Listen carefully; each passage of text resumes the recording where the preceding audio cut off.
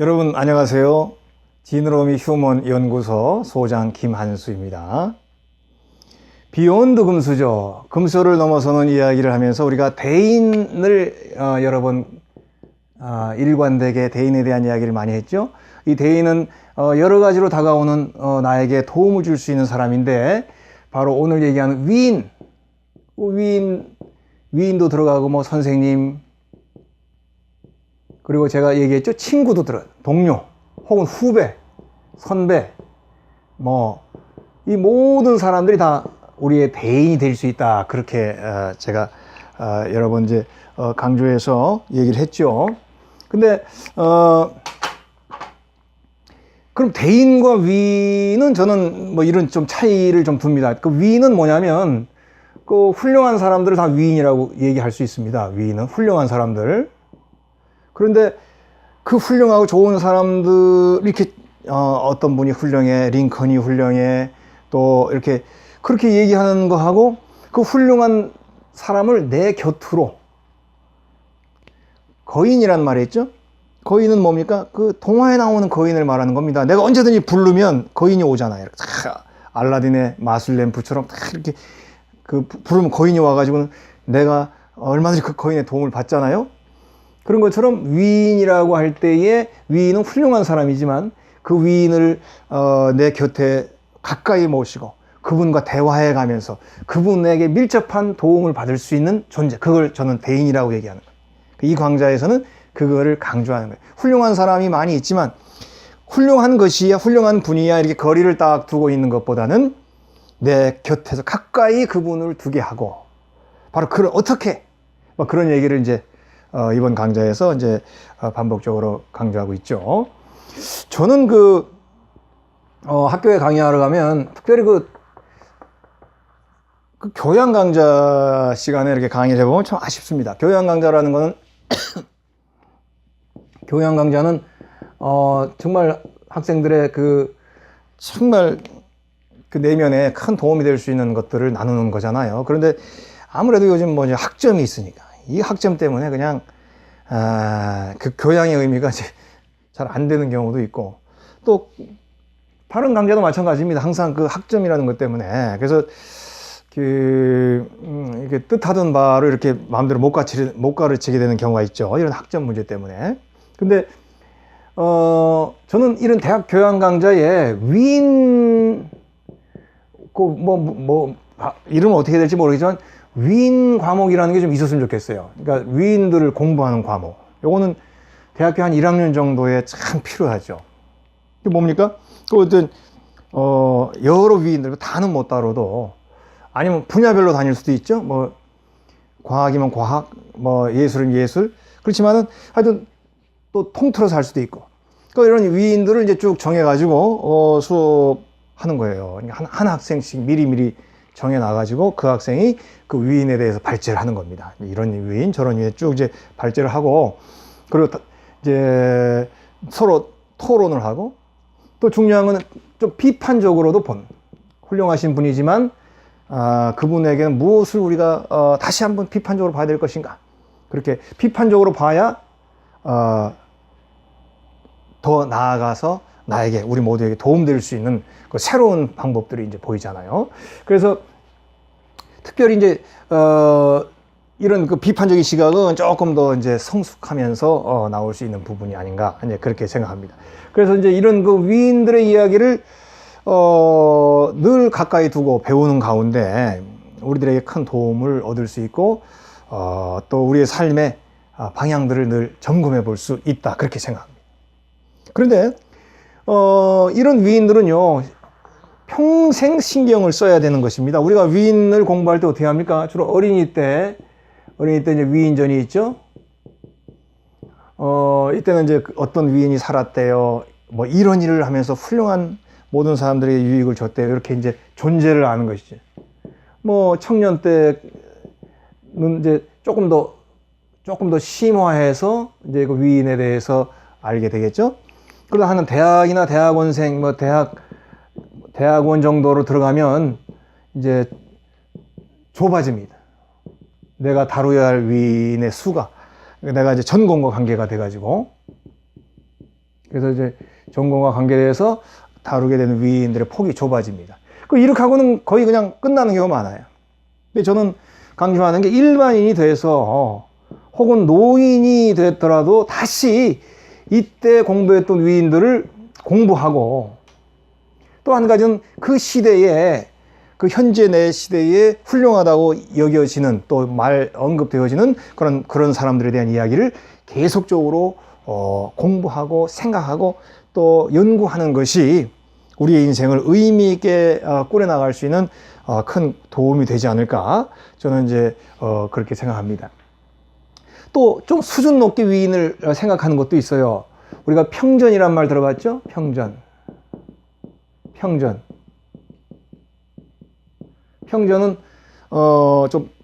굉장히 조금 더 수준 높게 어느 일정한 시각을 가지고, 어떤 틀을 가지고, 아니면 조금 더 전문적인 견해를 가지고 그 사람에 대해서 객관적으로 또 논리적으로 이렇게 바라보는 것이 평전입니다.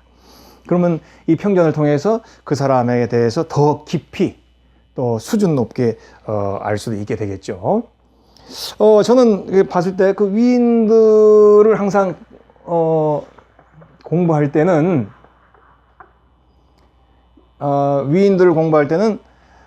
항상 그 시대를 생각해야 됩니다. 이 위인은 어떤 시대에 살았을까?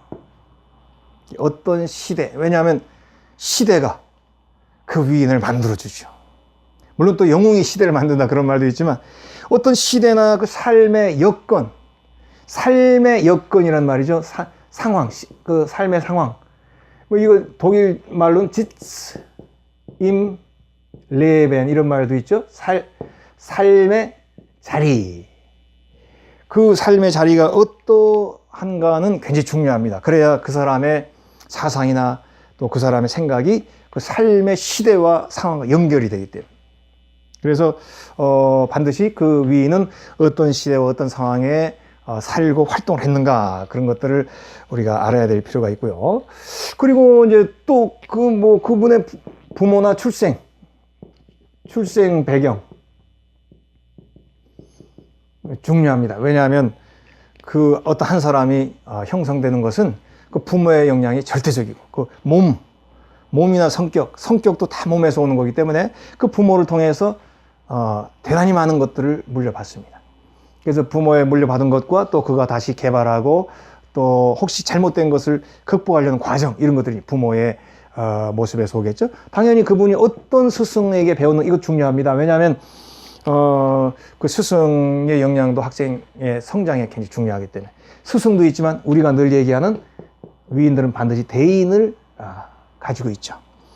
수많은 직접 나를 가르쳐 주시고 과외하는 선생님이 아니라 하더라도 내가 깊이 따르고 나의 옆에 계신 분으로 모시고 도움을 받고자 하는 그들의 대인이 있습니다. 그 대인에 대해서 공부를 해야 되겠죠. 그리고 이제 뭡니까? 어떤 과정, 이제 그 위인이 특별히 과정이라는 건 시련이나 역경, 고통 이런 거겠죠. 고통이나 위기. 반드시 삶에는 고통과 위기가 오죠.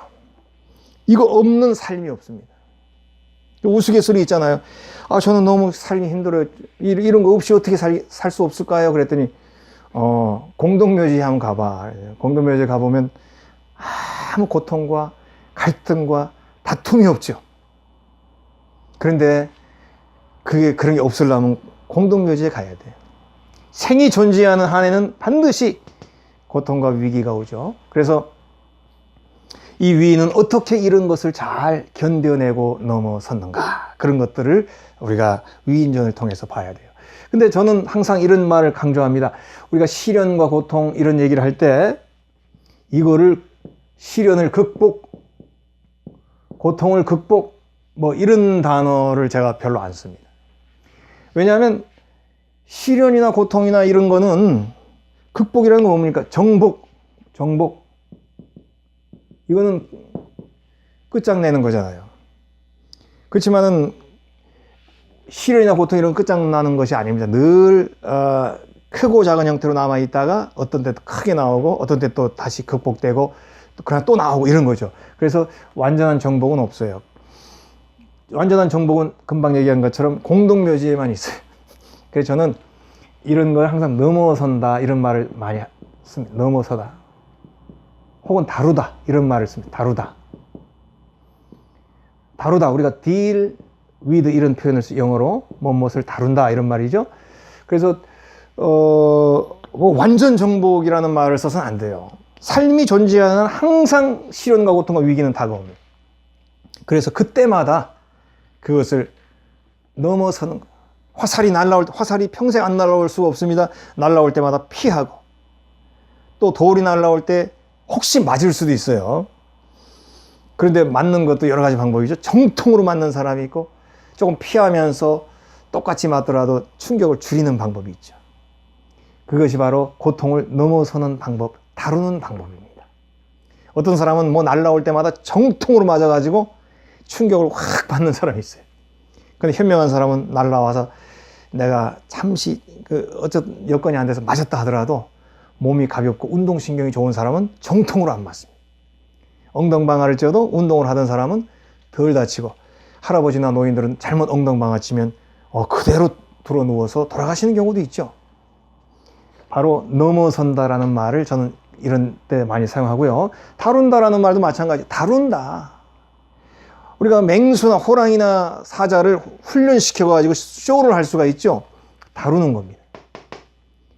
어느 한순간이라도 이 맹수가 순간적으로 맹수로 돌변해버릴 수도 있어요. 그러면 뭐 사육사도 죽을 수 있고 훈련사도 하는 사람도 죽을 수 있죠. 그러나 항상 조심스럽게 얘네들을 잘 다룰 수 있는 것, 이게 이제 그 핵심 아니겠어요? 사자를 영원히 사자가 아니게 살 수는 없는 거죠. 사자입니다. 위험합니다. 그러면 내가 이 사자를 잘 다루면서 뭐 서커스를 할 수도 있고 그렇게 되는 거죠. 그래서 위인들의 특징은 자기들의 삶에서 다가오는 이런 어려움과 위기를 넘어서면서 잘 다루는 모습들이 들어가 있죠. 그거를 우리가 늘 공부해 봐야 될 것이고 나의 것으로 생각해야 될 것입니다. 왜냐하면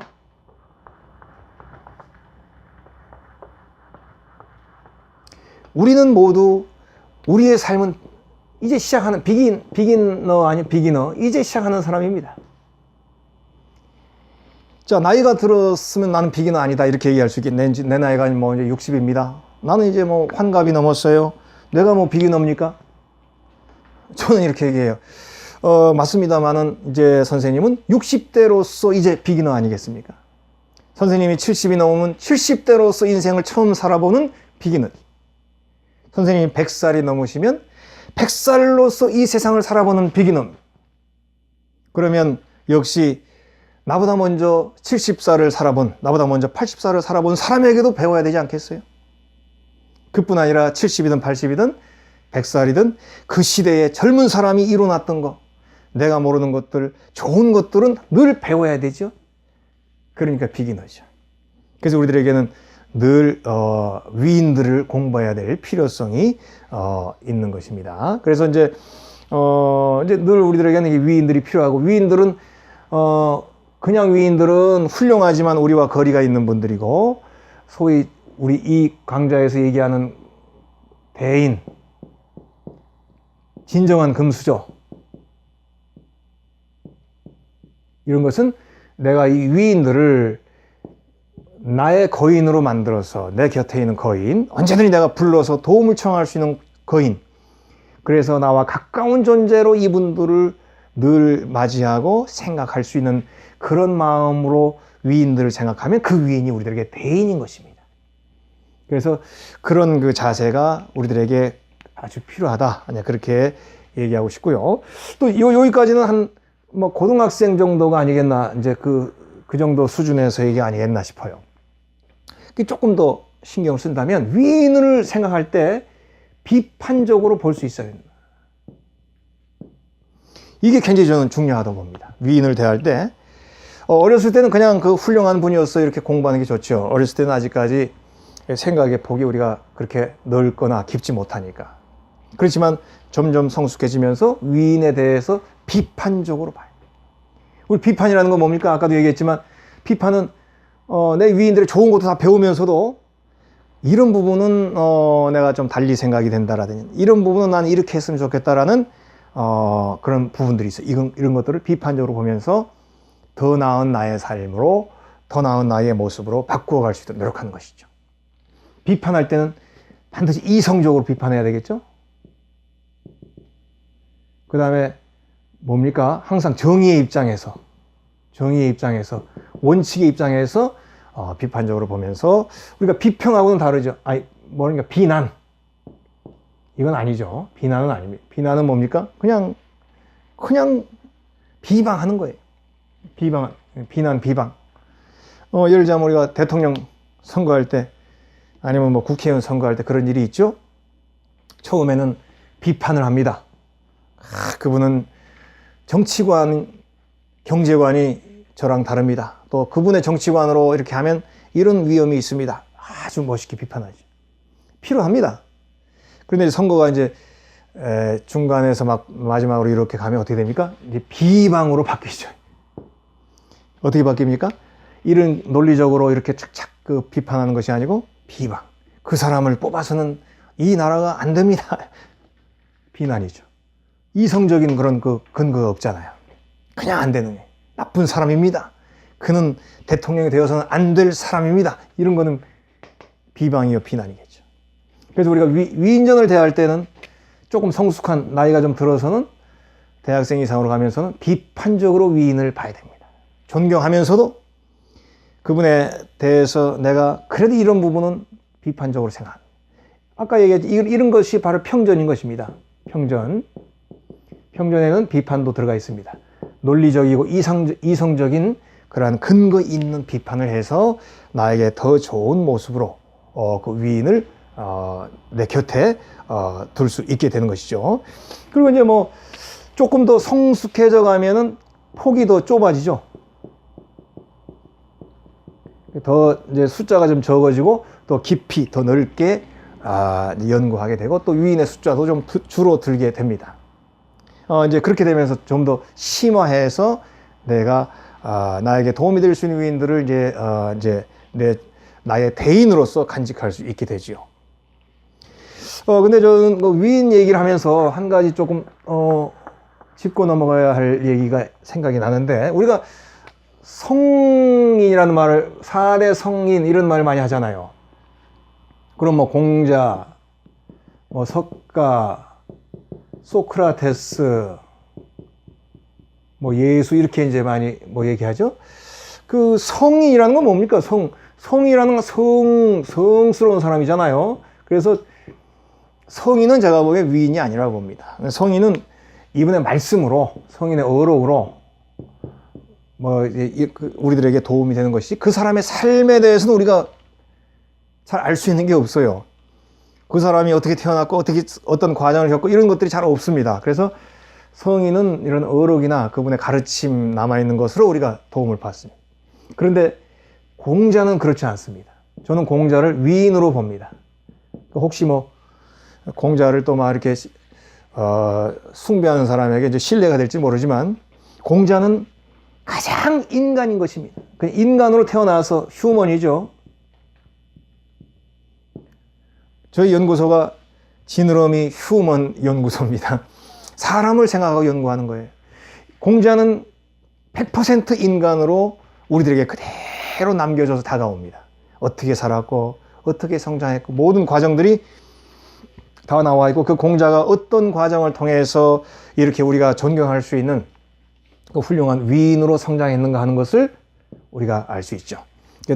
아마 뒤에서 한 번 더 공자에 대해서 언급할 시간이 있으리라 그렇게 생각하는데, 이런 성인들은, 뭐 소크라테스는 그래도 조금 철학자이기 때문에 그분의 뭐 이야기들이 남아 있긴 하지만, 성인들은 주로 그분의 말씀에 우리들에게 좋은 그런 말씀들이 있기 때문에 거기에서 배우지만, 진정한 위인은 아니다.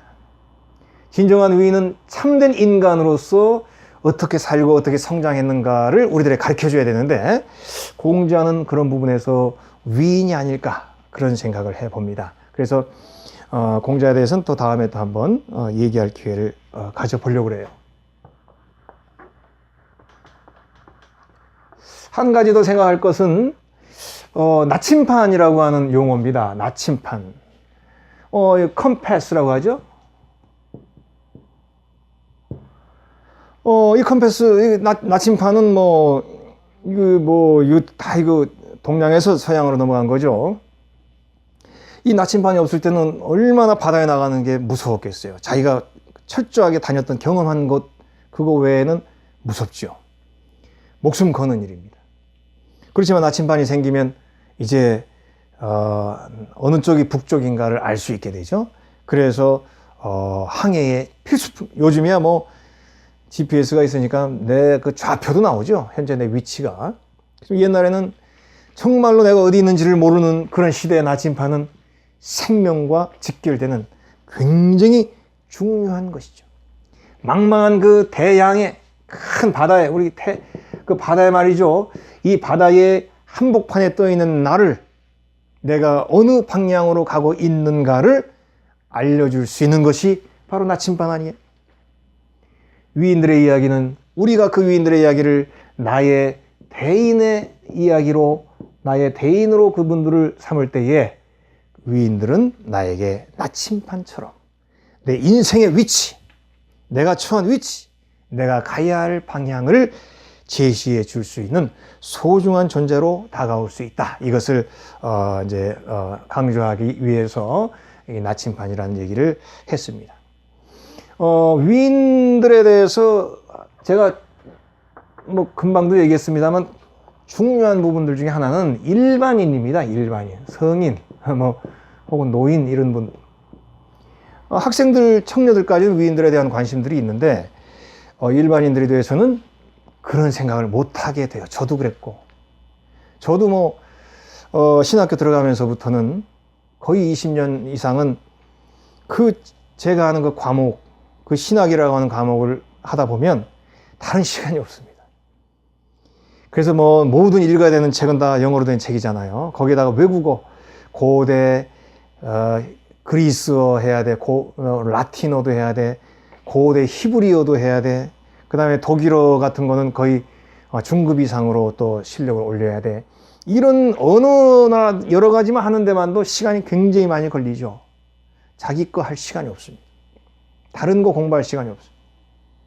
일반인 노인 마찬가지입니다. 취직하지요. 또 가정을 이뤄서 가장이 되죠. 그러면 어떻게 됩니까?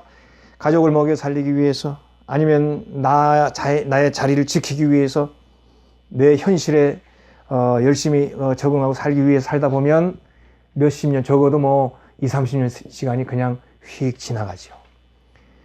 위인을 생각할 틈이 사실 없습니다.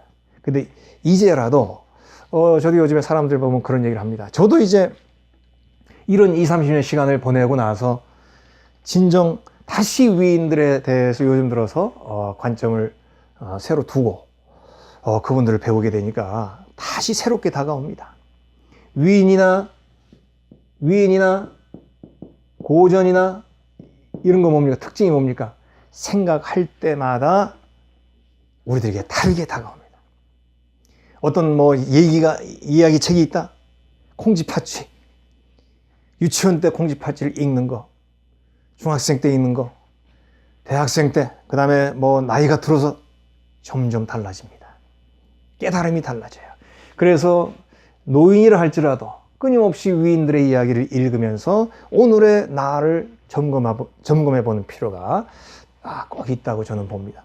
그리고 이런 이전의 위인들뿐 아니라 현대의 훌륭한 분들, 현대의 좋은 일들을 남긴 분들, 그런 분들에 대해서도 내가 나이가 들었지만 배워야 돼요. 저는 젊은 그룹이나 젊은 아티스트들의 음악 중에 좋은 거 있으면 배웁니다. 어려워요. 노래 같은 거 요즘 노래 배우려고 그러면 하루 종일 틀어놔요. 계속 일하면서 틀어놓고 해서 감 잡고 그 다음에 나중에 따라하고 그렇게 하는데, 솔직히 얘기해서 내 아들뻘밖에 안 되는 그런 예술인들의 음악도 많아요. 그런데 그 중에 좋은 음악은 정말 시대를 뛰어넘더라고요. 야, 어떻게 이런 좋은 음악을 만들었을까? 요즘은 제가 이 혁오 그룹이 부르는 노래 중에서 톰보이인가? 그거 지금 제가 배우고 있어요. 이 어린 친구들이 어쩌면 이렇게 가사가 왠지 깊어요, 느낌이. 다는 제가 그 사람의 그 내면을 다는 모르겠지만 정말로 이 젊은 사람인데도 이렇게 배울 게 있구나, 그런 느낌을 받습니다. 그러면 배워야죠. 또 그런 걸 배움으로 인해서 내 자신에게 더 큰 도움이 되고, 또 그런 노래뿐 아니라 어떤 철학이라든지 사상이라든지 기술이라든지 끊임없이 내가 배우고 내가 본받을 때에 나에게 큰 힘과 또 도움이 될 수 있으리라, 그렇게 봅니다.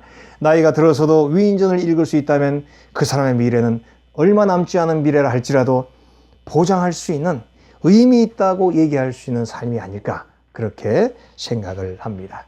위대한 위인들, 또 현재 훌륭한 삶을 이뤘던 사람들의 많은 이야기들, 감동적인 이야기들, 이 모든 것들이 우리 모두들에게는 대인으로 이제 다가와서, 그래서 이 넓은 대양을 항해하는 우리들의 인생에 훌륭하고 좋은 나침반으로서 다가올 수 있기를 강조하고 싶습니다.